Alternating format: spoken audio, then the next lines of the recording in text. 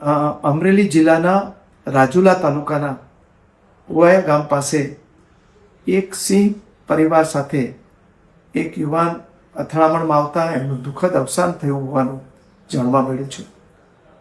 જે પ્રમાણે પ્રાથમિક માહિતી મળી છે એ પ્રમાણે આ યુવાન એક રેસ્ટોરન્ટમાં કામ કરતો હતો અને ત્યાંથી ઓચિંતો જ કોઈ કારણસર નીકળી ગયો હતો અને એ પછી એમના દુઃખદ મૃત્યુના સમાચાર આવ્યા હતા.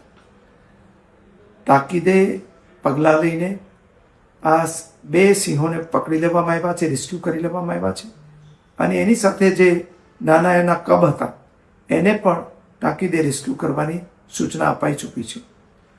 ભવિષ્યમાં આવી ઘટનાઓ ન બને એટલા માટે આ વિસ્તારમાં ટ્રેકોરની સંખ્યા વધારવા માટે પણ સૂચના આપવામાં આવી છે.